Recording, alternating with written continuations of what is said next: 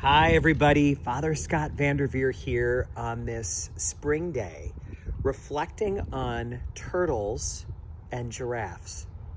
Recently in a homily, we were talking about how a turtle and a giraffe could be standing right next to each other and see two totally different views from their perspective. The turtle is looking just 3 inches above the ground, while the giraffe is able to see 20 feet above the ground. So it would be very plausible that a giraffe and a turtle, is it plausible that they're talking? Cartoon giraffes and turtles? Work with me on this. It's totally plausible that a turtle and a giraffe could be talking about what they're seeing, standing side by side, looking the same direction. And the giraffe could say, "Look at that beautiful waterfall there in the distance." While the turtle would say, "You're crazy. I'm looking the same direction you are, and there is no waterfall." And the giraffe could say, "But no, of course, look. Don't you see it?" And the turtle could say, "Absolutely not.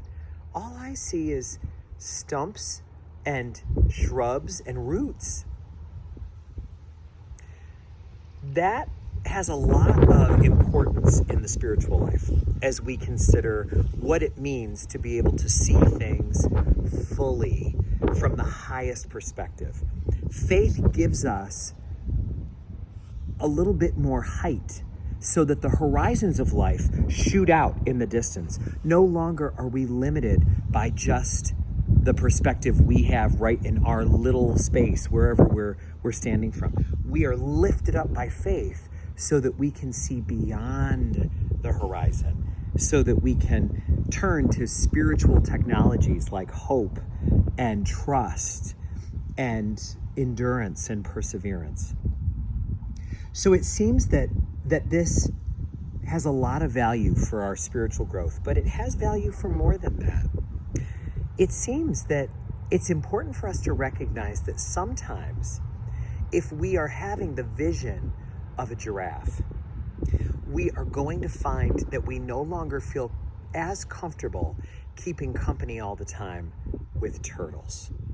Turtles are wonderful, God's creatures, beloved, and they may be people that we've spent a lot of our life with. Perhaps the turtles in our life are people that we have had friendships with since we were in grade school or high school.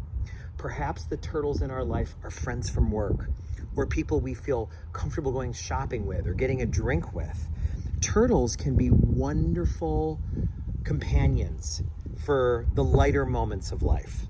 Backyard barbecues and trips to the outlet mall. But in time, we may find that the turtle vision of life is not very satisfying for us.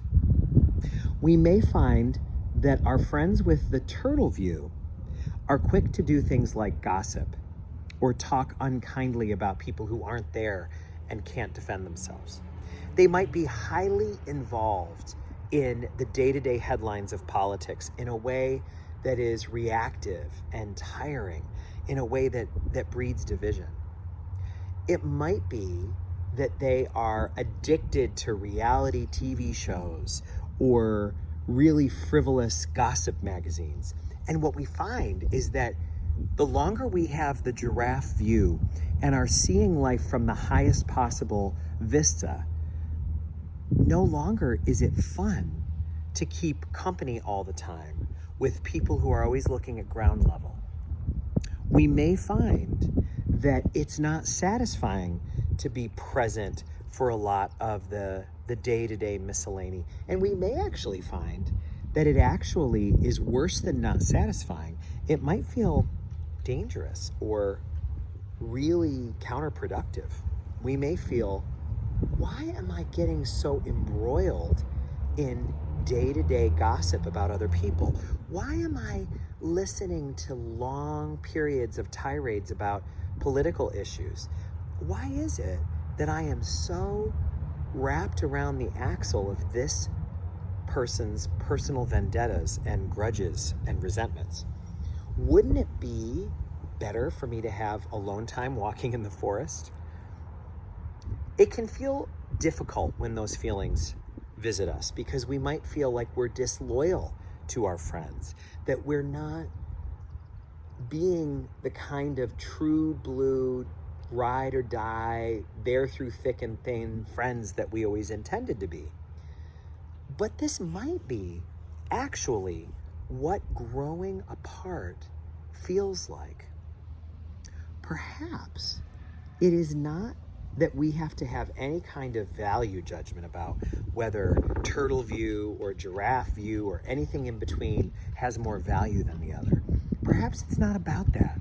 Perhaps we can make it as simple as our friendships and connections should be giving us life and juice. They should be flowing into us and allowing more friendship and love to flow forth from us. If we find that our relationships are no longer doing that, it might be time to take a step back. A lot of us don't realize that you don't have to fire a friend or tell someone, I no longer want to have anything to do with you. That's not necessarily a great way to go.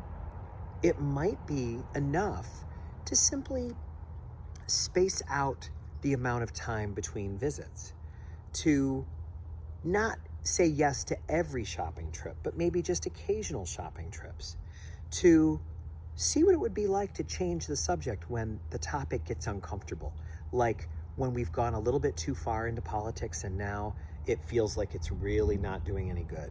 Or if we're trying to solve a problem that no one with the ability to solve is present to listen to and it just feels like a rant. Or maybe most importantly, if we feel like someone who's not present is getting pretty beaten up by this person's opinions and gossip, and we don't feel comfortable being a part of it. Those moments remind us that it might not be a sin to take a step a little bit back away from that friendship. It may be more of a violation of our integrity to stay in it in such a volume of time. Maybe it's appropriate that we experiment with saying, that makes me uncomfortable. Can we talk about something else? And if that friend says, well, la-dee-da, aren't you big for your britches? That'll give us some more information. That'll tell us more about the condition our friendship is in and the direction it's heading. These are challenging things to think and talk about, but I think it's helpful because all of us have had the experience of feeling more or less comfortable than we used to with a friend. Sometimes as we go on our spiritual journey, people that we used to think were boring or goody-goodies all of a sudden seem appealing to us. Maybe people who were far older than we are and we used to think of as kind of matronly or old manish. Now all of a sudden we say, what a wisdom figure. I really want to spend time with them.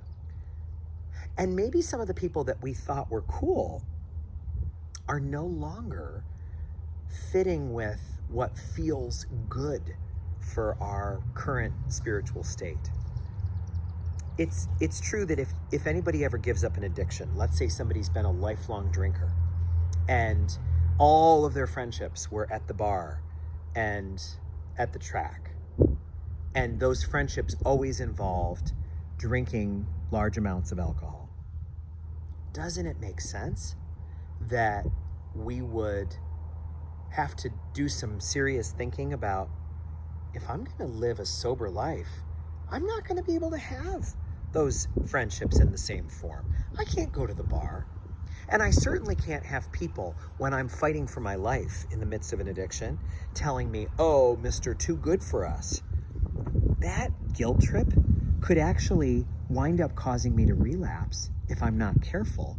And I would be in a really dangerous environment. In fact, it may even be true that if we're really serious about the spiritual life, there's no way that we would hang out with our old drinking buddies. Or if we're really serious about being sober, we know that our sobriety is way too threatened by someone else's drinking in order to spend a lot of time with them. Our life needs to change when we change. So, If you are experiencing life in the view of a giraffe, and you're finding that the conversations with the turtles in your life are no longer satisfying, you're not alone. It may be that that is information that is very much needed for you to have so that you can make decisions that are more in keeping with what God's plan is for you at this time in your life. May you be filled with discernment as you consider these things, and may you be unwilling to ever hurt anyone unnecessarily in the recalibration of relationships. There's no reason to fire a friend or stop seeing someone completely unless it turns out that that is the right thing. But it's always a good idea to ask, is this relationship good for me? Is it bringing me closer to God in my faith? Or is it bringing me further away from the potential that God has envisioned for me? And that with giraffe view, I can now see above the treetops. May God bless you all.